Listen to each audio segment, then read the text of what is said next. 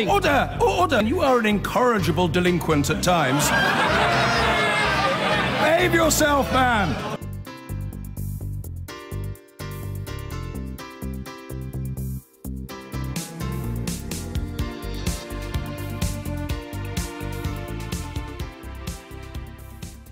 For joining us to offer their insights into the headlines in the inside pages, the journalist and author Rachel Shabby, and also the Daily Telegraph leader writer Tim Stanley. Well, first of all, let's take a look at what is on the front pages of those papers. And the Sunday Times leads on a move by the Justice Secretary to try to stop the release of black cab rapist John Worboys after less than 10 years behind bars. The former UKIP leader Nigel Farage has expressed concerns that the Brexit vote could be overturned. That's the main story for The Observer. The Express also has a Brexit story saying a no-deal scenario could cost the EU billions of pounds. In the Telegraph, the new Conservative Party chairman, Brandon Lewis, says the Tories must make more use of social media to engage with younger voters. The Mail leads with a story about offensive text messages allegedly written about Prince Harry's fiancée, Meghan Markle. And the Star reports on claims made by a former policeman that a failed attempt to assassinate the Queen in New Zealand in the 1980s was covered up by the authorities. So welcome to Rachel Shabby and Tim Stanley. And you're starting off with the Sunday Telegraph today. Its lead story, Tories too shy to fight the left online, warns Chief. This is Brandon Lewis, and essentially saying that the Tories aren't appealing to young people because they're not very good at social media. Brandon Lewis is the new party chairman. He's got a huge task ahead of him. Tory membership is way down. One estimate puts it at just 70,000. And of course, they've got to fight the local elections, which we all know is going to be a barometer of support or opposition to the government. In advance of that, Brandon Lewis is talking about getting good candidates. He's talking about new strategy, hiring new people, but he's also putting a lot of focus upon digital stuff. And the argument is that we can infer that Conservatives right now have been too slow to campaign on social media, and they have conceded it. They've conceded Twitter and Facebook to the left. And so Mr. Lewis wants to do things like give supporters a digital toolkit, along with things like videos that helps them to go out there and fight online. And the experience of a lot of Conservatives is they do indeed say that they feel either underrepresented or a bit nervous about speaking out. So the idea that might be coordinated in some way by the Conservatives could make sense. Rachel, do you think that's true? I mean, do you think the left obviously have got a bigger presence online, but do you think that that translates definitely as votes? Yeah, I think the left is much better at figuring out how to use social for politics. I'm not sure that the right is shy online. They're present, they're just not very good at it. Conversely, the Labour Party, as we saw during the election, they've got very good people in their social media and comms team who have really cracked how to generate very shareable social media. A lot of their output went viral during the general election. It is true that people who get their news online are more likely to be Labour voters, and also that Labour supporters are more likely to share. But it has to be shareable, of course, and that seems to be the formula that the Labour Party has cracked in a way that the Conservatives possibly haven't. I mean, Tim, could it be that it's not the medium, it's the message, and that maybe the Conservative Party needs to change its message if it wants to appeal to younger people or those who are using social media? I would certainly agree with that. As we were saying in the first half, there's a basic problem that if you're trying to attract people to join a party and be a part of it, they've got to have a sense of what it is for. And right now the Conservatives are not very clearly defined. In the past, when they were a mass membership party, it was partly a social thing. As the old joke, Tony Hancock in The Blood Donor talks about what he can do with his spare time, and he says, I'm not going to join the Young Conservatives because I'm not looking for a wife and I'm no good at table tennis. Well, that was the 1960s, and it used to That's pretty racy for the 1960s. It used to have that sense of aspiration and a social thing, and it really had millions of people were members of it. That's changed, that's declined. People don't join parties anymore for those sorts of reasons. But the one thing that might have continued to maintain a mass membership is a sense of philosophy, and the Conservatives have been just as bad at keeping that up. Don't forget the background to declining membership in the Tory party is a Tory leadership which has tried to define itself in opposition to its members.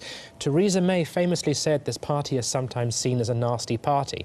The rest of her quote is she went on to say, now you and I know that's not true. But nonetheless, that was essentially the strategy for 10 or 15 years of the leadership under David Cameron, was to define the leadership of the Tory party in contrast to its membership. Why would anyone join or remain a member of a party which is so dislocated from its leadership? That's the fundamental problem. Rachel, do you think that the Labour Party, which has been so successful on social media, will keep these voters? Because there is the old adage that you're a socialist in your youth, and then the older you get, the more conservative you get, and by the time you're retired, you're definitely voting for the Tories. Do you think the people that Labour have captured on social media will be loyal to them? Well, I mean, it's interesting. People talk about how it's the young vote that has fueled the Labour Party surge in the last election, but they're defining young as under 46. So, yes, some of us do. I don't think... Yes, absolutely. Yes, I endorse that. I endorse that assessment. Sorry, but no, I mean, it's clear that...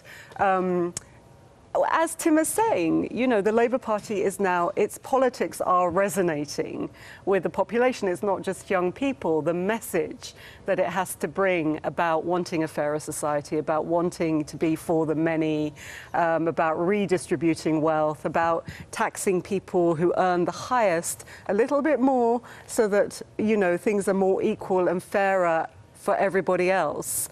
That has obviously engaged with the British population at a time when we are dealing with economic decline, when most people are struggling to stay afloat in an economy that has decimated our economy. So, of course, that message is speaking to people at this time, and I don't really see any indication of that fading. And the way we communicate and do politics has changed too. The time we look back now, and it's amazing to think that some people ever thought, I'm not going to do radio, I'm not going to do TV when it comes to political campaigning. But people at the time did say that. They resisted those changes. Likewise, in 10 or 20 years' time, we'll look back and say it's amazing that some people, particularly on the right, thought, I'm not going to do Twitter, I'm not going to do Facebook. It's a passing fad. Didn't Cameron say that? Too many Twitters make a... We can't say it. Yeah. No. A twit, yes. Make a twit. Cue we got there. Well, let's move on from politics. And we're all showing our age, awfully, isn't it? Let's move on to the Sunday Times. They've got this story. They've managed to get this exclusive document. David Gork fighting to keep the rapist cabbie in jail. This is John Warboys, who, of course, had 19 offences against 12 victims, but after less than 10 years, he's going to be coming out.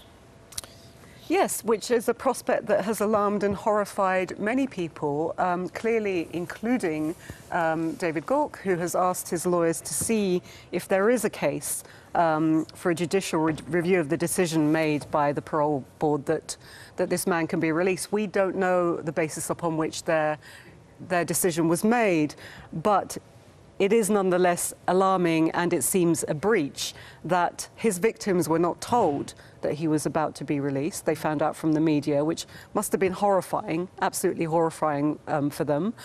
They also were not consulted about the terms and the conditions of his release, and it seems that he might be released to live in London, which is, of course, where he committed so many of those horrifying crimes. So small wonder that there is so much alarm over the idea that he should be released, and as we can see, attempts to try and reverse that decision now. But Tim, doesn't this, just to be devil's advocate, the idea that politics and the judiciary shouldn't be involved? I mean, although obviously House of Lords is the highest court in the land, but do you think it's right that the politicians are getting involved in individual cases? This one is so particularly awful that I can understand why they are, and the article says that I think it's 4 cabinet ministers privately said something needs to be done about this. This needs to be reviewed. It's understandable in this case. As a general rule, no. You don't want politicians, or indeed the public, to be able to step in and reverse a decision taken by a parole board. If someone has done the time they were given for a crime, And if a parole board makes a decision based upon the conditions which are fairly set out at the time of sentencing, that person not only should be released on that basis, but they have a right to be. Having said that, though, if the sentencing itself is at fault, it is understandable that there'll be outrage and attempts to review it. And I think the basic problem here lies with the sentencing. As you said, he was sentenced for 19 offences. Only one of those was actually rape. That doesn't mean that only in one case he committed rape. It is thought that what is likely that happened is because the CPS was able to pursue an indefinite sentence, it decided to nail him on one definite, provable charge of rape, and that would be enough to keep him in prison, possibly forever. And the problem is that the culture around definite sentencing changed. They were eventually scrapped, and the parole board decided that after serving a minimum term, he could be released. So the problem lies with the sentencing, not necessarily with the parole board system itself. Let's take a quick look before the break at the front of the Observer. It's got a big picture of Nigel Farage, but it's the story to the right there about Donald Trump that's the one that we're interested in at the moment. And Rachel, this is a concern that perhaps what's going on with the slight war of words between him and Sadiq Khan and whether or not he's going to come and open the American embassy, could this actually risk UK's trade deals? Yeah, this is the Observer has spoken to a former British ambassador to Washington who's warned that, you know, this Trump row might present a risk to trade. I'm not sure that I buy that. I mean, first of all, you know, I don't think Trump can be relied on anyway for that trade deal. Second of all, how good would that trade deal be, given that we would have to, you know, ravage our own regulations in order to meet the criteria by which the US would trade with us? And thirdly, as it turns out, according to the Observer, they've polled British public on their views about Trump, and there's just massive opposition to him.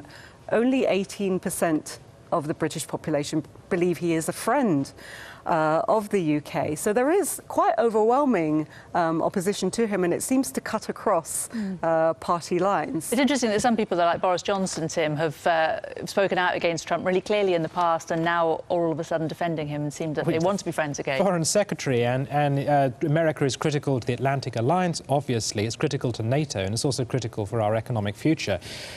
Rachel's absolutely right that some elements of a free trade deal in the future could be very controversial in this country. For instance, if you open up farming and the importing of agricultural goods to Britain, that could have a huge impact upon us, and many farms could be just drowned out of the market.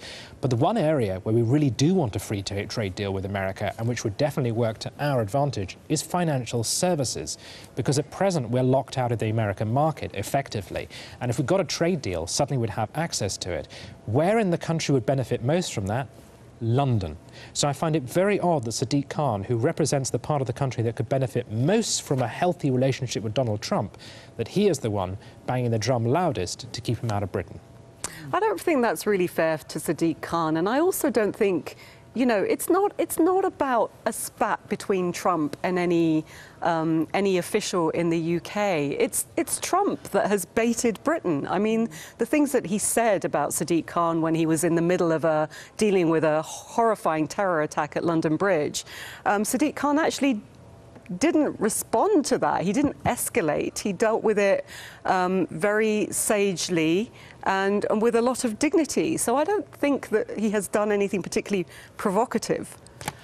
We're kicking off this part with this false missile text warning that caused panic in Hawaii, Tim. And I mean, it was very, you know, a really serious thing if you're in Hawaii that you think you're you know, subject to a nuclear attack, but somebody just pressed the wrong button. Someone has pressed the wrong button and triggered the Hawaiian early warning system. So some people, while watching the television, in the middle of the TV program, suddenly a red thing went across the screen that said, "Do not panic, a missile is headed towards Hawaii, head towards low ground." And everyone received a text message in big capital letters basically saying, "You're all about to die." Thankfully, it was a false warning. But watching this, I was struck by, first of all, I would have slept through that. Because it was 7:30 in the morning. No way would I have been aware of that. So it amuses me to think I might have missed the end of the world because I get up late. But also, I was lots of people reported running for shelter and going underground with their family and everything. Well, it would have been terrible. Why did no one get drunk? Well, it's quite hard to get drunk in 20 minutes. Oh, I could do it. That was the gap between. I could do it. That was the gap between it going off and then saying it was a mistake. One of the few good things in life about being an ex-smoker is that if the end of the world ever comes, I can take it up again. And I thought the first thing, I would just run out of the door, go to the local supermarket, buy loads of cigarettes and have a party. Good for you. Hopefully the local store will still be open. It does put into perspective, though, those bad texts that you've sent, or when you've sent the text to the wrong person, or the message, the email to the wrong person, and you've hit send, and you're, oh, no. I know, and it also puts the Conservatives being bad at social media into perspective. I mean, this is clearly way worse. Yes. So... Yes. OK. Let's finally take you to the Times, the front of the Times, and it's the story down at the bottom there. Cheers, it's dry January all year. Rachel, you picked this one. How to make us feel even worse in January. I don't really understand dry January. I don't know why you would inflict that upon yourself at the worst time of year. It's so miserable, isn't it? But according to this, Public Health England has released new data saying not only are we terrible about alcohol, that the alcohol rules are too lax, but that they also want to introduce a calorie cap on fast food, which is laden with far too many calories than anyone needs in one meal. It is ridiculous because it points out that women need around 2,000 calories a day, and if you get a KFC Mighty Bucket for one, 1,235 calories. That's over half your calories in one hit. And if I eat 4 of those in one go... Which, when does that happen? I'm more than capable of doing. I do find this sort of thing very irritating, and they're always changing the rules. So we're now told that just 1 glass of wine a day can be poisoning the brain and raise the risk of dementia. I thought red wine was good for you. I thought you were supposed to drink a glass of red wine to get... And why is it the Italians are able to just eat pasta, drink red wine, and they all live till 90, and there's nothing wrong with them? And those Mediterranean diets are lauded, aren't they? And they're full of olive oil. They're full of incredibly calorific sort of wine. Yeah. And wine. A lot of wine. Yes. I saw Harry Hill was on the TV this morning, a former doctor, and he was saying, basically, he's come to the conclusion that the only thing that you shouldn't do is smoke. Everything else is fine. Just do it all in moderation. And I thought that was very sensible advice, actually. This is why I'm secretly encouraging Trump and Kim Jong-un to go at it, so I can go back on the fags. And in terms of dry January, there's also veganuary. Lots of people going vegan for the month. Would that have appealed to either of you? Not a chance. No, I like the KFC too much. Well, clearly you do, if you can get your way through. No offence to vegans, but yeah, and definitely not in January, whatever it is. It's cold. This is the time of year you're supposed to be eating. You should all be sitting in caves, chomping on preserved mammoth husk. Thank you both very much. OK, let's start, Helen, with that Nigel Farage piece on the front page of The Observer. Yes, Nigel Farage has called for a nationwide debate on why people should listen to Nigel Farage again. I think that's what I'm getting from this story. He says, you know, the Remainers are winning the argument, and maybe perhaps a man could come out of retirement, as it were, to help make this case again. I think it's interesting because I do think there has been a sense that the narrative has really shifted a bit. I mean, Labour's position is deliberately fuzzy because they know that they have voters who support both sides of that argument. It's been kind of essentially a millimetre to the left of whatever the Tory position is. But they are kind of coming around to this idea about maybe staying in the customs union now. And actually, if you look at the communique that was issued when earlier just before Christmas, it said unless they come up with some magic border arrangement, essentially, we're going to have to keep the regulations between the Northern Ireland and South of Ireland very, very similar. So it really feels like actually that the kind of hard Brexit that people wanted is not being delivered. And so to be clear, Helen, what Farage is worried about is not that we won't legally leave the EU, but that the way that we leave the EU won't be the kind of Brexit that he always wanted. It's a question of how close to Europe we continue to be. Exactly, and this has always been the problem with the referendum, is that the ballot paper, you know, asked a very, very simple question, and actually what you take from that is very, very hard. And I think the problem is that really the numbers are not there in Parliament for some of these very, very hard measures. Andrew, do you think it's true that the Remainers are now winning the argument? Well, they're certainly making the argument in a way that the Leavers aren't. You've got people like Michael Heseltine, Tony Blair.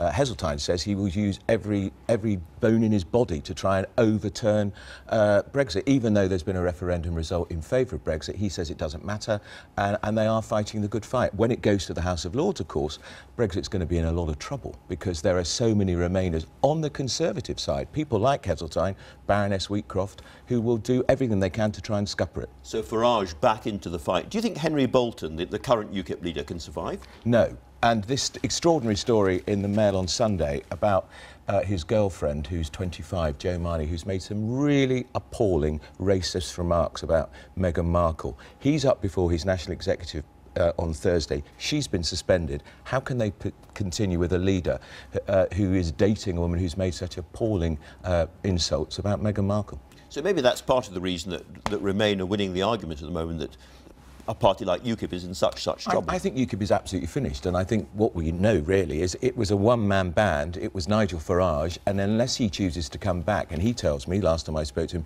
he ain't coming back, he doesn't want to do it anymore, I think UKIP are finished. They've got no money, no support, and they're not making the case on Brexit either. But what's really interesting is one of the reasons he talks about the reason he might come back and have a second referendum is to settle the question. Now, if we can think of anything that would not settle the question of Europe, it's having another referendum. And what you say is absolutely true, which is, I've grown up in politics where Leavers felt absolutely passionately about Europe and no one ever made the case for Europe. And what's happened because of the referendum is you've ended up with ardent Remainers, people who really, really care, pro-European. A shift in sentiment. You can see that all over the place. I think that's really fascinating. Absolutely right. Let's move on to one of the other big stories of the day, which is the War Boys case, which is on the front page of the Sunday Times above all. And this is the new Justice Secretary saying that he is trying to get a legal review of the decision to release War Boys. Why is this happening, do you think, Helen? Well, I think the problem is, really, it stems back to the fact that he was prosecuted over 12 cases, and the assumption is that there are many, many more. I think 93 allegations that weren't tested in court. And I think that, when you look at that, people feel this is somebody who is absolutely a repeat offender. They find it very difficult to believe in the idea of rehabilitation, that someone is now safe to release. I find it a difficult story because, you can't see the parole board's reasoning, right? That is the problem. And they're not allowed, they say, by their terms of reference, to tell us why they're releasing War Boys. But I'm amazed that he wasn't prosecuted for those other cases. When you consider the historic cases that were Jimmy Savile, the guy who died in prison recently. I think it's also very difficult for Theresa May. There's a suggestion in the Observer that one of the reasons that he was released is that a psychologist hired by the defence team, by his own team, was given undue prominence in the decision. Yeah, and I think David Gauke has to get this right, because I think that public opinion is really appalled by the idea War Boys should be released. They were appalled by the fact he only got 8 or 9 years in prison in the first place. It's what they call an indeterminate sentence, which are being abolished. But it's also a case that I think we could learn from a lot, because some of these women were laughed at, essentially, when they came into the police. And we see here so much about rape being not taken seriously, not prosecuted properly. And I hope if a case like this ever happens again, it will be treated in a completely different way. Yeah. All right, well, I'll certainly be talking to Brandon Lewis, the new Tory chairman, about all of this, which takes us to the front page of the Sunday Telegraph. Well, he's given an interview to the Sunday Telegraph. What he wanted to talk about mainly was the fact he says the trolling and the abuse of public figures is right at the very top of the Labour Party. He's talking about John McDonnell, the Shadow Chancellor, who said of Esther McVeigh, the new Work and Pension Secretary, lynch the bitch. But the Sunday Telegraph have gone in on the fact... To be fair to him, I should say that he says he was repeating something that was being said by other people. I think he used a different B word, actually, not a feminine one. But anyway, it's a very complicated case. But whatever it was deeply unpleasant. Yeah. But what the Telegraph are going on is the fact that Brandon Lewis says the Tories have completely lost the war on social media, and they have to engage with the voters on social media. But the Telegraph, in its editorial, says that's all very well, but you've got to have something to engage with. Where are the policies? Where are the retail policies? Where are the policies to attract people under the age of 35? So far, there are none. Now, it's quite remarkable. We've been talking all this time, and we haven't even mentioned the reshuffle, Helen. It didn't go quite as it was supposed to do. I think Ian Martin's on your... yeah, and he has I think this is now quite a common opinion on the reshuffle, is what you might have expected from this reshuffle is a few people, a few rising stars, promoted very rapidly to really see what they can do. The name Dominic Raab comes up a lot about, you know, somebody who is a Brexiteer and on the right, and he's actually ended up with housing, but as a Minister of State rather than a full cabinet role. And that is not the actions of somebody who is grooming the next generation and really giving everyone a chance to kind of kick their tyres. So the assumption, and Dan Hodges shares it in the Mail on Sunday, is that actually she sees herself there for as long as she possibly can. She's not keen to get the next generation through and out. And she didn't appoint a new First Secretary of State, a de facto deputy, which she had in Damien Green, who she never saw as a threat. Jeremy Hunt was widely thought to be getting that job. She didn't give him the job. Was that because she sees him as a threat? And the reshuffle was supposed to be all about inclusivity, but they ended up with one less gay person in the cabinet and no more ethnic faces. Look, I think the really big problem about the reshuffle as well is it was both too cautious and also too disruptive. You end up with this incredible level of churn. The entire cabinet office has all new ministers. And lots of people said to the Prime Minister, no, I'm not going to do that, I'm going to do something else. Jeremy Hunt said, no, I'm not going to leave health, I'd like social security as well. And 4 ministers at the DWP since 2016, since Ian Duncan-Smith left. How do you deliver those big policies? Let's move on, if you don't mind, to another really big story this week, which is Donald Trump not coming to Britain. And there's a piece here in the Sunday Times saying the reason he didn't come was nothing to do with the embassy being in South London, which was the excuse he gave, but that he was feeling too little love from the British people. He's not adored enough, and the Sunday Times is reporting there actually that plans were fairly well advanced for him to have lunch at Buckingham Palace with the Queen, which I think he'd have really enjoyed. But the Sunday Times is saying he now thinks that Theresa May's government regards him in exactly the same way as Sadiq Khan, who made the Mayor of London, who made it absolutely clear he doesn't want Trump to come to Britain. So this is a problem for Theresa May and for the government in big terms, because the whole Brexit strategy depends upon us getting this big, generous, open treaty with America, which means with Donald Trump. And Obama, of course, famously said when he came here, rather ill-advised, I think, Britain will be at the back of the queue for a trade deal. Donald Trump said the absolute reverse. But if, as the Sunday Times reports, he now thinks the May government regards him in such a low light, that's not very good for the trade deal, which we need. I don't feel that dismayed about it, because I don't think Donald Trump knows what he thinks from one day to the next. So, to be honest with you, I think the chances of us getting he'll change his mind in a few weeks' a good time. trade deal were always very, very slim. OK, let's talk about 2 other stories very, very quickly. We talked about dry January, V-January, Veganuary, I don't know how you say it. No, awful. Not for me. Not even, what, dry January or Veganuary? Dry January ended on January the 6th, I'm afraid, for me, sadly. Veganuary is we all go vegan in January is the idea. And London has its first vegan pub. I know something that, unfortunately, Donald Trump will not be able to sample, as he's now not coming up here. I'm sure he's a big vegan. But I think this is really fascinating. You know, lots of people I work in my office are already vegetarians. I think that's becoming a really, really common thing, and particularly among younger people. It's incredibly good for the planet. However, the problem with going vegan has always been that you essentially have to have a sort of completely separate special menu, and basically people kind of hand you an aubergine when you go to a restaurant, and that's all you get. If you're lucky. Yeah, so I think this is a really good thing. Why not? I'm not going. As long as I can have an all-meat restaurant, even if I get invited to Fish Open, I'm not going to a vegan restaurant or pub. I think you want a pint of beer and a pie. Well, let's turn to somebody else who probably likes a pint of beer or pie occasionally, the Queen herself.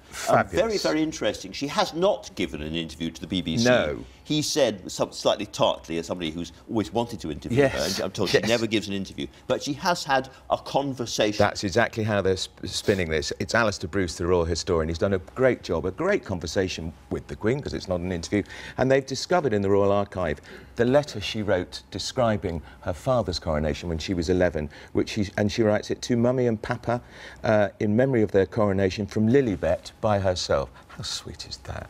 Very charming. A lot of people will be watching that, Glued to it. I'll be glued to it. We have cracked through an awful lot of stories in a great short space of time. Thank you both very much indeed. And he thinks he's snubbing us by not coming here. Really? Do you feel desperately snubbed, Allegra, Screeny? Well, here's the thing. The papers this morning have actually snubbed the American president. You can see here there's very few mentions of the Donald on the front page, a tiny one over there on the Observer, but otherwise very little. The Sunday Telegraph story is what we're interested in on this programme. Here we have an interview they've done with the Tories' new chairman, and in it he talks about his bid to win back younger voters. Remember, younger voters going over to the Labour Party in droves was a big problem for the Tories at the last election. So here, in this interview, he's talking about his new toolkit of graphics, GIFs, or GIFs, however you pronounce them, and videos, and we at Screeny will be watching with interest. But this theme about young voters is picked up with a pretty important piece on the inside of the Sunday Times. Here we have news that within months we're going to get the Tories' rethink on tuition fees. Supposedly, Unexpectedly, in last week's reshuffle, the Education Secretary and Universities Minister lost their jobs in the reshuffle because they didn't agree with this. Well, they were scrapped, and instead we've got characters that are more sympathetic. The bid from the Tories is to try and match Labour on this. Now, this week, we also saw from the Prime Minister her first speech of the year addressing green issues, which for some people was a bit eccentric, except a Tory think tank have the answer. Here we have Bright Blue's tweet where they say that polling that they did in September of 18 to 28-year-olds and asking the question what they wanted senior politicians to discuss more often, you can all read at home, the issue was climate change. So that explains Theresa's speech, except does the rest of the population agree? Well, we have got for you YouGov's tracker of what people cared about most over the last year. No surprise, Brexit ticking along at the top as the most important issues, positions 2 and 3 basically swapping between health and immigration. Helpfully in green, down here at number 8 you have the environment last February, and then it slips and spends most of the year as the 10th, yes, the 10th most important issue to voters. Let's then break that down by party, and pretty dismal for Theresa May. You can see that only 6% of her people think that the environment is the most important issue. So all very refreshing, apparently a very good speech from the Prime Minister, but the question is, Robert, is it going to be enough? Well, I'm delighted to be joined by the former chairman of the National Infrastructure Commission, who resigned in fairly dramatic circumstances comparatively recently, Andrew Adonis, Sarah Wollaston, chairman of the Health Select Committee, former GP. We've had another sort of year's worth of news in the last few days. I thought I'd just start by talking about the couple of reshuffles we've seen. Sarah, we had a reshuffle by the Prime Minister. It didn't go quite the way she might have wanted, with Education Secretary and Health Secretary both refusing to move in the way she wanted. But the question I really want to put to you is that lots of people wanted to see, in a sense, the next generation of leadership candidates promoted, so that as and when Theresa May goes off to do something else, people like you have a proper choice of candidates. Did she meet that requirement? Can you now see enough of you think, the sort of more talented people in ministerial jobs, so that when she goes, you'll have a decent choice? No, I would have liked to have seen her promote more of the newer intakes into those middle ranks, so they could see how people could see how they perform, and they could become household names. But for me, the big news from the reshuffle was the rebranding of the Department of Health to being the Department of Health and Social Care. And the big question for me is that... And do you think that was a significant move? Well, I think that's the big question. Is it just a change of branding over the door, or does it signify that we're going to see health and social care, so we have a whole system perspective in the forthcoming Green Paper, because that's what we need. And it's sort of striking that you, as chairman of the Health Select Committee, you still don't really know whether this is cosmetic or fundamental. It's something I'll be asking Jeremy Hunt about when he comes before the Health Select Committee in just over a week's time, because I think that is the key point. If it just brings about a lot of cost in changing the stationery, that's not going to impress anybody. If, however, it really does signify that we're seeing a whole system approach and taking a long view, as well as dealing with the immediate crisis that there is, then I think that will be very welcome. Andrew, we saw a reshuffle by your leader, Jeremy Corbyn. Would you like to have seen him bring in more people from all parts of the party? I mean, arguably, it's still very much, you know, his leadership team focused on just those people who agree with everything that he wants to do. Well, I think Jeremy and his team are doing a good job, but the big issue underlying what's going on at the moment... Should he have been bolder in his reshuffle? Well, the big issue is policy. You see, at the moment, moving people around when you're not changing the policy only gets you so far. I think Jeremy's doing a fantastic job in exposing the social crisis facing Britain and having the government on the run on that, and quite rightly so, because it's not a great story at the moment. The big issue there over the next 15 months, as we saw in that polling, is Brexit. Is Britain going to leave the European Union or not? That is the overwhelming issue of our generation. Now, so you want a bit more clarity from your leader on all of that? My view is that a referendum now on Mrs May's terms for departure is now inevitable. The British people had the first say on whether or not we should start this process of leaving. They didn't know what the terms were going to be. When they know what the terms are going to be, they should have the final say. I think the democratic logic is unanswerable. Well, to discuss some of that, we're joined by Bella Sankey, Deputy Director of the human rights charity Reprieve, Tom McTighe, Chief Political Correspondent at Political, and The Spectator's political correspondent, Katie Bowles. Morning to you all. Let's dive on in, shall we, Katie? And your story first. The Telegraph, Brandon Lewis. I thought it was going to be Chris Grayling that was going to be party chairman, but that got knocked on the head pretty quickly. He's been discussing a new digital strategy. Yeah, this is the Tories going digital, or attempting to go digital. Because they've been there before, haven't they? They've been there before, and as you say, on Monday, their digital strategy appeared to involve announcing Chris Grayling on Twitter as the new party chairman. That didn't go to plan, 30 seconds later defeated. Then they brought in Brandon Lewis. He's given an interview to The Telegraph's Edward Melnick, and that is about his grand plans for CCHQ, this big shake-up, and he's promising to do more online, and that seems to involve this toolkit that they're going to give supporters, shy Tories particularly, which will include graphics, GIFs and videos, so they can go out there hell for leather. I'm not sure what these GIFs are going to be looking like. There's been quite a lot of speculation. So he's meaning well. We'll see how well that goes, because we did have Activate, as a non-official Tory group. Which appears to have been deactivated. It's been deactivated, and the Conservatives are trying to distance themselves from it, but it was quite cringe. I mean, clearly, digital is the big battleground, and if you look just at the simple metrics of it all, Tom, I mean, the Conservatives versus Labour, look how many followers Jeremy Corbyn has versus those for Theresa May, and so on. They need to do it. They need to get this sorted now. Well, absolutely. I mean, they were pretty good in 2015, actually, and then they just let it sort of wither on the vine by the time it came to the 2017 election. Theresa May wouldn't tweet, she wouldn't get involved on social media, she thought it was sort of below the office of Prime Minister, and now they're realising their mistake because they were battered by the Labour Party and all their third-party groups. That's the key thing. The Labour Party isn't some online body that is controlled at the centre. It's more like a sort of start-up group, sort of capitalist start-up, and they're very good at it. And this is the Conservative Party acting like a sort of 1970s, centralised body, and it's not going to work. I mean, to an extent, Bella, does this explain the huge problems that the Conservatives have with attracting the younger vote? I think there's a risk that parties or campaigning organisations can think that by producing some social media graphics, some GIFs and memes, you're suddenly going to sort of transform your support. Really, people share things in the social media space when it's stuff that they like, when it's policies they like, when it's stuff they're prepared to go out and defend. And I think there's a real risk that the Conservatives think that by adopting a whole new kind of digital strategy, that's going to somehow transform their fortunes, particularly with younger voters, and I think that's a bit of a patronising approach. We could well see another web camera. Oh, God save us. Tom, so we turn to the interview with Michael Gove in the Sunday Times. Lovely little picture of the Environment Secretary involved in this story. Look at that, flanked by his doggies. What's the story?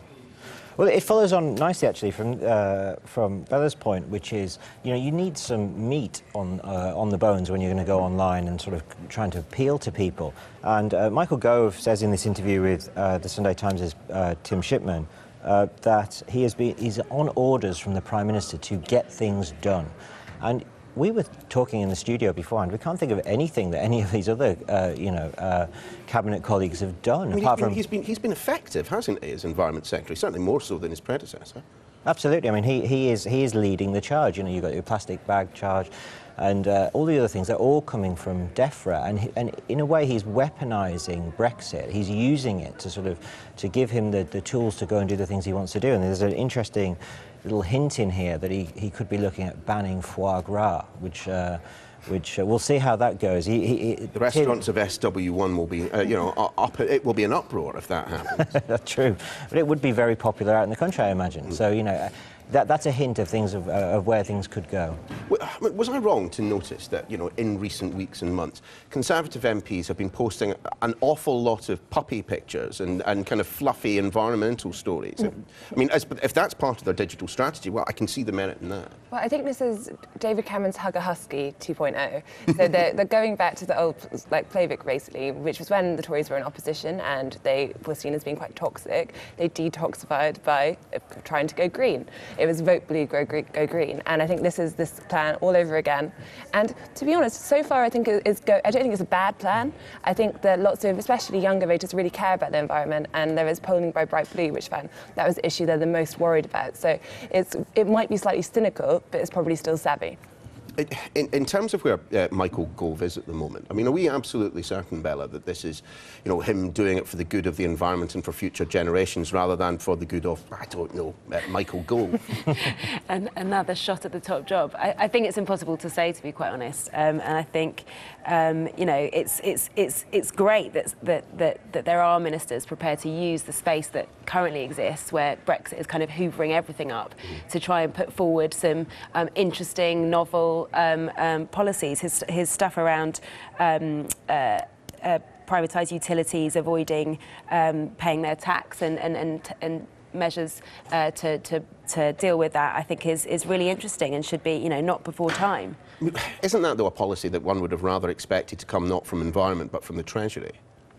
They're not coming up with anything, are they? This feels like Michael Gove is grabbing the government by the scruff of its neck and saying, come on, we've got to get things done. And we're now looking, with the reshuffle, at other people to start coming forward with policies. Nick Timothy, Theresa May's former Chief of Staff, he was quite clear in his column as well that people like Justine Greening, they weren't pulling their weight, and that's why they had to go. So, you know, let's see what's going to come down the track. And any suggestion, of course, that Nick Timothy is still kind of pulling the strings at number 10, absolutely nonsense. Bella, take us to the front of the Observer. Donald Trump's not coming.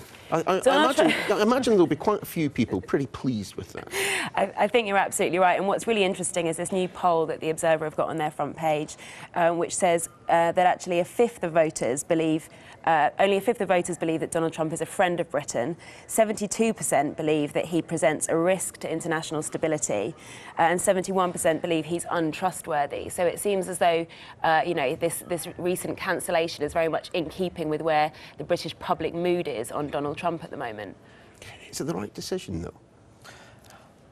Yes, I mean, for the government, it's great. This is a sort of, it gives them a window to just take a deep breath and figure out how they're going to manage this thing. I mean, it takes me back to a year ago, almost to the day, when I was flying out with the PM and the other journalists in the lobby on May Force One, and it was this different world where she was flying and she was getting the first visit to see the new US president. And we thought we were going to get a quick trade deal. We were going to get, we were the best ally in the world. The special relationship was rebooted. And, you know, 1 year later, and look where we are. But as someone who, how do I put it, occasionally suffers from a fit of pique, I mean, what are the chances of us getting a trade deal done on time now, Katie, given the fact that, you know, Sadiq Khan and a number of others have certainly made a state visit untenable, and it looks like a government-level visit untenable now? Well, I think with one of the most, probably the most temperamental US president of all time, it's always going to be very difficult, even if the government were handling things perfectly, to ensure that would happen. So I think it is very hard to predict what's going to happen in this trade deal today, next week, next year. But on the issue of this state visit, I do think there is something about people like Sadiq Khan taking to Twitter, because we saw Theresa May do her rebuke over the Britain First tweet, so it's exactly the right thing to do. But it does kind of go to this level, like, should we be having this Twitter war of words about whether he comes or not?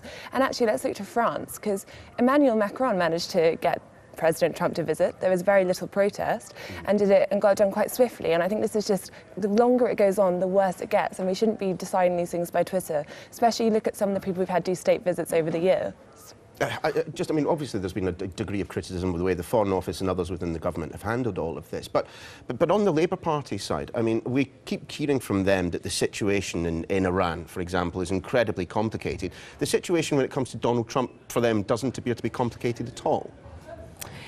I mean, I think we have to be careful being too critical of people speaking out against Donald Trump. Let's not forget, this is the week when he has basically offended the entire African continent, El Salvador and Haiti, and described them in vulgar and racist terms.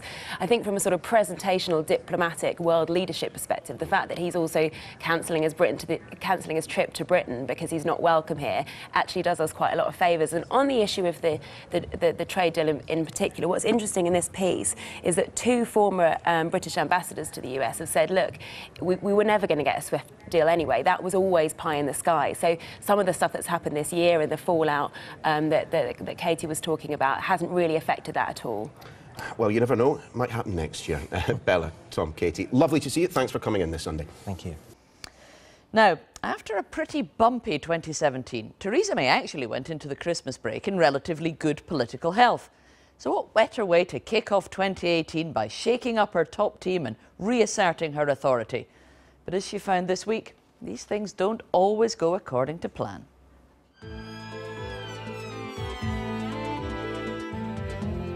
If you're going to carry out major surgery on your government, you need to be sure the prognosis is good. It was a picture of health to begin with, a fresh new team at Party HQ, but before long, complications arose. Justine Greening, who's had a rocky time at education, decided she had had enough. She quit the government rather than accept a sideways move. While Jeremy Hunt refused to budge from his job at Health. He even left his meeting having added social care to his job title. There was a fresher look among the junior ministerial ranks. But when the new cabinet met on Tuesday morning, it looked, well, very much like the old one. Normally loyal Conservative grandee Nicholas Soames asked, "Is that it?" The state of the NHS then caused more pain. Dozens of senior doctors wrote to the Prime Minister saying conditions in some hospitals were becoming intolerable. Patients were dying prematurely. We have now clearly reached the point where the NHS cannot meet the standards of care that we would, all of us in the NHS, ministers included, want to provide. At Prime Minister's questions, the Labour leader Jeremy Corbyn pressed on the bruise. We know the Prime Minister recognises there's a crisis in our NHS because she wanted to sack the Health Secretary last week, but was too weak to do it. Mr Corbyn announced his own reshuffle towards the end of the week, with a surprising return to the front bench for Clive Lewis, who has been cleared of sexual harassment claims. While two other Labour MPs, Kelvin Hopkins and Ivan Lewis, have been referred to an independent disciplinary panel over allegations of sexual misconduct. On Friday, US President Donald Trump raised the temperature, cancelling by tweet his visit to the UK next month to open the new American embassy, calling the decision to relocate the building to an off location a bad deal. His friends on this side of the pond suspected there were other reasons for his decision. Just maybe Sadiq Khan, Jeremy Corbyn and the Labour Party planning mass protests, maybe those optics he didn't like the look of. Nigel Farage also set pulses racing with this. I'm reaching the point of thinking that we should have a second referendum. On what? On EU membership. The whole thing? Yes, of course, of course. The Conservatives hope focusing on the environment will bring the party back to health. The Prime Minister teamed up with our new eco-warrior Environment Secretary Michael Gove to crack down on the use of plastics. We must reduce the demand for plastic, reduce the number of plastics in circulation and improve our recycling rates. It all seems strangely reminiscent of someone who once said, "Vote blue, go green." In another tricky week that's left the PM still looking a little green around the gills. Now let's pick up on a story which broke overnight. The new Justice Secretary, David Gauke, is considering a judicial review into the decision to release the serial sex attacker John Worboys on parole. Earlier this month, the parole board announced that he would be released under strict licence conditions. He was jailed in 2009 for a minimum of 8 years of drugging and sexually assaulting 12 women. However, it is thought he might have carried out as many as 100 rapes and sexual assaults on women in London in the early 2000s. And I'll take this to the panel first. This is obviously a very emotive case that people get very worked up about. But the politics of the Justice Secretary, Tom Newton-Dunn, asking for a judicial review against a body which is really under the supervision of his own department, this gets a little odd. Justice Secretary criticises Justice Department, shock. There's definitely a whiff of panic going on in the government now over this, and I think the David Gauke's decision is emblematic of that. The government have, for whatever different reason, found themselves on the wrong side of public opinion on this. A appalling mass serial rapist is about to be let out of prison this week, having served less than 10 years, for crimes, most of which he wasn't even prosecuted for. So the government are playing catch-up. They've had, what, 7, 8, 10 days to do this judicial review. David Gauke has only launched it because he's coming under pressure from other cabinet ministers. But I think you can diagnose it as a deeper problem here, and that's the entire Justice Department justice policy has really been in drift for up to 7 years because the Tory government, that was the coalition government, can't really make up its mind between a liberal justice establishment where it concentrates on rehabilitation and less time in prison, and the more traditional Tory authoritarian lock him up and throw the key to a pin, which is the sort of consequences of today's decision. You've had 5 different justice secretaries in 5 years, from the original king of soft justice himself, Ken Clarke, then onto the authoritarian Chris Grayling, then onto the great reformer Michael Gove. Then we had a swift interlude with Liz Truss, who never really had time to set out her credentials, and now on to David Gauke. So perhaps it's no huge surprise that the system is now in a bit of a mess. And if Tom is right that the government are playing catch-up a bit on John Worboys because there's been such a huge public outcry, nonetheless, is it still the right thing to do to try and keep him in prison? Well, absolutely. I mean, it seems quite clear to me the parole board breached their own rules. The victims of somebody who is convicted of serious crimes have a right to make representations. We know that some of the victims whose cases were brought to, and again, you know, he's not convicted as a serial rapist, unfortunately, because those cases weren't brought to court. And who made that decision? The Director of Public Prosecutions at the time, now Keir Starmer on the Labour front bench. The reality is, you know, that these people were not allowed to make representations because they weren't even informed that he was going before the parole board. But I do think the other fundamental issue is actually a lot of what Tom was saying there, is that the Tory government is totally out of touch, as I think all of the establishment and all the party leaders are out of touch in terms of what ordinary people expect of our justice system. This whole ridiculous nonsense that someone is released halfway through a sentence. If you are sentenced to 10 years, 15 years, to whatever it is, you should be serving that full sentence and maybe, I don't know, maybe 6 months off for good behaviour, or better still, more years on for bad behaviour. I think the British public think that our justice system at the current time is an absolute joke, and I think that because it is. Well, you raise an interesting point in terms of what the public care about as opposed to what's possibly debated at Westminster most of the time. We're maybe guilty of this. We spent an enormous amount of last year talking about Brexit, to the exclusion of most other things. A few other political issues have raised their head this week, Steve, which are probably things people watching care a great deal more about. First and foremost, the NHS. That has been causing more than a few political problems for the government. Oh, if Brexit wasn't swamping everything, this would be the overwhelming issue. And as you say, its voters are much more concerned about this than anything else with good cause. And at some point, there will have to be a grown-up discussion about funding of the NHS and how we pay for it. And whether that will be possible in the current climate, I doubt. But I don't think it's entirely impossible, because I think the crisis will intensify, and in a way that I think has been overlooked in some respects, that 2017 election partly accepted miraculously in British politics that to get improvements in some services you have to pay for it. So maybe there will be a grown-up debate, but don't hold your breath. And in the meantime, it's going to be an issue that Theresa May will have to keep at least one eye on, as well as trying to negotiate the impossible with Brexit. So, Julie, during that time, we've got the Prime Minister at Prime Minister's Questions this week saying the NHS was the best prepared it had ever been. At the same time, we've got doctors saying all the operations, yes. Doctors saying that patients are dying prematurely. So, I mean, long-term solutions need to be discussed, but in the short-term, political damage? Oh, absolutely. And the NHS is absolutely, you know, the tanks are parked very much on, you know, Labour territory there. I just don't think the general consensus in the country is that they trust the Tories on the NHS. And that is a really big issue for them. By the way, a lot of the NHS problems are actually down to the fact that a good thing, which is that we're getting older and we're living longer. And there are amazing treatments and operations and drugs that can keep us alive. We always see this as a problem. This is actually a wonderful miracle of modern science and medicine, and we should be grateful for this, such problems to have.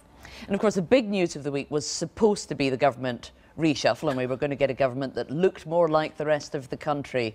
Tom, it turned out not quite to be as dramatic as some of us had maybe expected. Was it a government fail?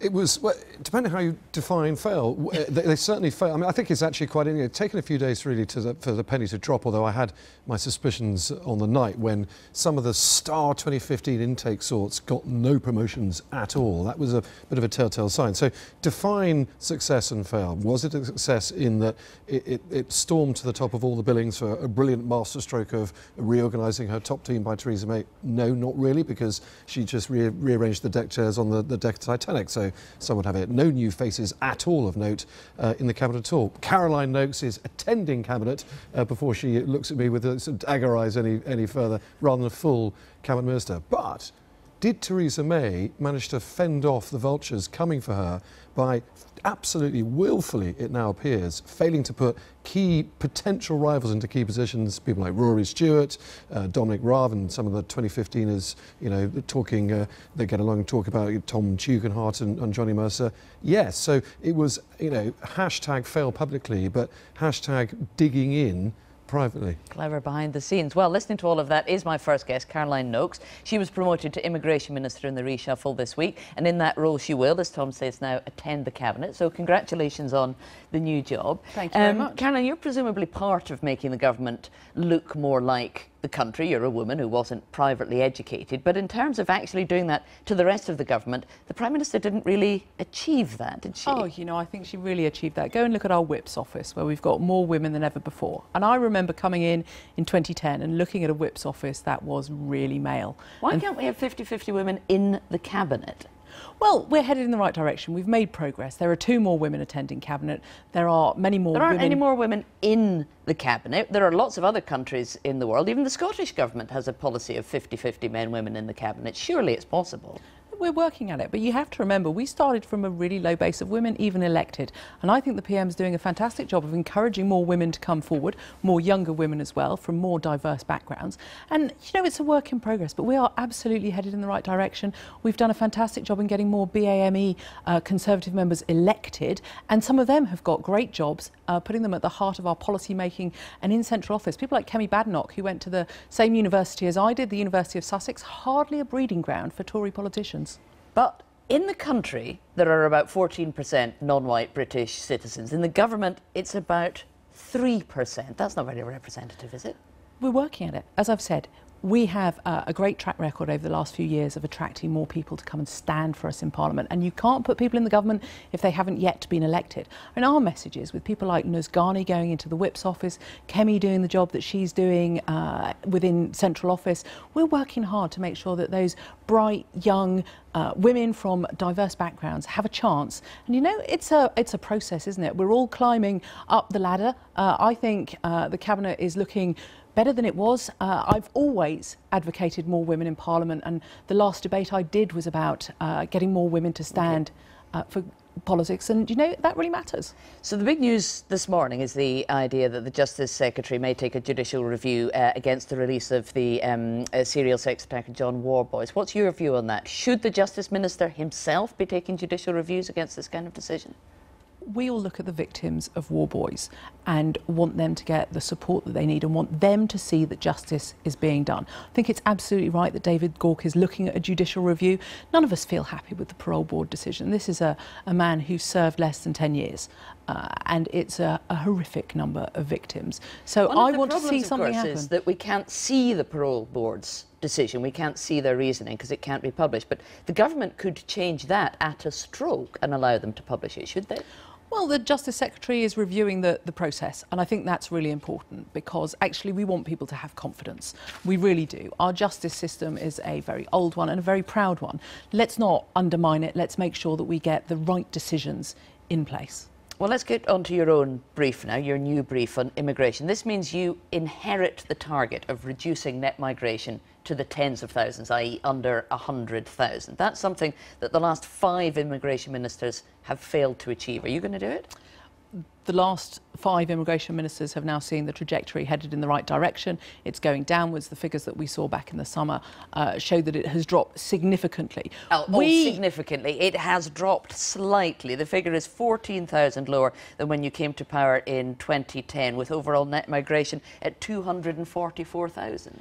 But we want to make sure that this is a Britain that is open for business, that the brightest and the best can come here to work and study. We're listening to the universities and we're listening to business via the Migration Advisory Committee. Well, that's interesting. So if you want to say we're open to business and the brightest and the best should come here, why have this target of reducing net migration to under 100,000? There are lots of cabinet ministers who would like to get rid of it. You could have left it out of the 2017 manifesto and got rid of quite a headache. Well, you know, we had a referendum in 2016 which sent us a very clear message that people want to see that target remain. They want to see us reducing immigration to sustainable levels, and we're doing exactly that. You're right, it was there in the manifesto, so that is the direction of travel. But immigration from outside the EU, so you'll tell us, of course, once we leave the European Union, then everything will change with freedom of movement of people coming from EU countries. But net migration from outside the EU, which you have complete control over now, it's over 100,000 in and of itself. Why hasn't that been tackled in the 7 years that this has now been a target?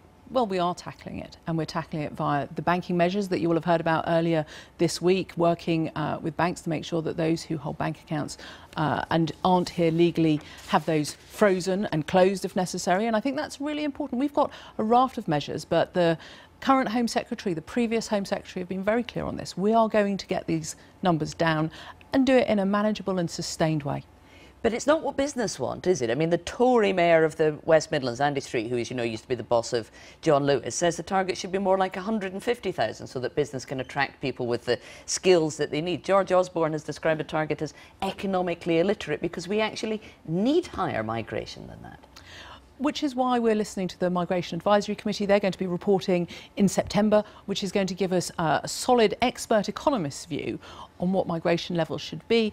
But as I've said, it was there in the manifesto. We are determined to head in that direction and bring immigration down to a sustainable level. So your Migration Advisory Committee, if they come to you and say, well, actually, and somebody like Andy Street's right, we need more like 150,000 coming, will you then change? Because this was a manifesto promise to get it under 100,000, so there's not very much you can do if they come to you and say, actually, you got that wrong. We need more migration to make the economy work. I'm not going to prejudge the view of expert economists. They're not reporting until September. We've asked them for their view. And but I'm asking you what you're going to do with their view, because you're stuck with this manifesto promise saying of reducing it to the tens of thousands. So there's not very much you can do if they come out opposed to that. And you're telling somebody who's been in the job less than a week that she should make a decision on the hoof in a television studio. Not a chance. What I think is important for me to do is to listen to the experts and make sure that we come up with a direction of travel that satisfies those who voted leave in the 2016 referendum, that satisfies business, that makes sure that universities like the brilliant Russell Group University, the University of Southampton on the edge of my constituency, can still attract the brightest and best students. And this is a really complicated, difficult area. So you mentioned students and the need to attract the brightest of them. Why are student figures, the numbers of students coming to study in Britain, why are they included in the net migration figures? I mean, you could really help yourself out pretty quickly by taking students out of that. Just about every member of the cabinet wants students removed from the migration figures. Why are they there? So the ONS determine that students should be included because they're here for more than 12 months. And because of that, we have to include them and make sure that we have the public services that are going to support those students. We know the vast majority of them go home at the end of their term of study, as they rightly should, but it's really important that we look at this in the round, work with the Migration Advisory Committee, get the right answers. But I certainly So you're happy about students being included in the migration figures? I'm happy that we've got 24% more international students coming to our best universities than we had back in 2010. I'm happy that we're attracting a great calibre of student to come here. I'm equally happy that the former Home Secretary, our Prime Minister, cracked down on bogus colleges and we saw them close, because actually we want bright, brilliant students to come here and learn. All right. Well, thank you very much for that, Caroline Noakes. I'm just going to turn back to our panel and get your assessment on that. Steve, you can't envy the new immigration minister being stuck with a promise to reduce migration to a level that no other Tory minister has been able to do. No, with all respect, I don't envy you with that target, and I hope, I don't know what your private view is, but I know most cabinet ministers don't want student numbers to be part of the total figure, and that this is Theresa May alone who is still pressing this. I've just been doing a series about David Cameron. He made a series of targets which were never met, as you said in the interview. Good luck with it. Lots of people I meet now who were pro-Brexit, like farmers, are pleading, as you'll know, for cheap labour from Eastern Europe to continue, and they don't want to fill in loads more forms to get them. So there's a lot of talk about NIMBY, free movement, and I think you've got a very tough brief. Julie, is it right to have a target that net migration should be reduced below 100,000? Do you think that's... Is it important to the public that it's reduced? Well, no. I mean, I do find it quite bizarre they're still sticking to a target they've never really done anything to try and actually reach. I mean, certainly even the immigration levels they're able to control under Cameron's, or the coalition government, and under the government on his own. Even the numbers outside of the EU, which they can control completely, they never even came close. They were more than doubles, at 230,000 or something. But I do find it strange, this row about students shouldn't be. You know, if you're living in the country for 3-4 years, you need somewhere to live. You'll be getting buses, getting trains. You might have somewhere to park your car. You need to go to hospital. You might need to go to the GP. I mean, it's like the idea that these people somehow don't exist because they're not here permanently. And as we know, some of them do stay permanently. I think it's ridiculous. But we need to have a sensible debate. Brexit was not about ending immigration. Of course it wasn't. It was about us, like virtually every other country in the world, choosing who gets to come here. If you are well qualified, you've got a skill that we need, we'd love to have you. Come on in, the water's lovely. If, however, we just want to bring in some cheap labour, which is basically going to be subsidised by the taxpayer with their housing benefit and everything else, to do jobs which simply aren't paid enough, then no, I don't think we should. I think if it comes to farmers and the like, we should just be paying more for some of our produce. Quick thought, Tom? Well, that is exactly why I think Judith has given quite a good explanation why the 100,000 target was set up and should probably stay, because if there isn't a target, then cheap labour will continue to flow in because it's the easiest thing for business to do. If you're limited how many we can bring in, then you just might turn to the indigenous British population, whoever they are, and start skilling them up to do perfectly decent jobs, which they are perfectly capable of doing. OK, well, thanks for that. Our panel are going to stay with us throughout the programme. Thank you very much to Caroline Noakes, the new Immigration Minister, for coming in.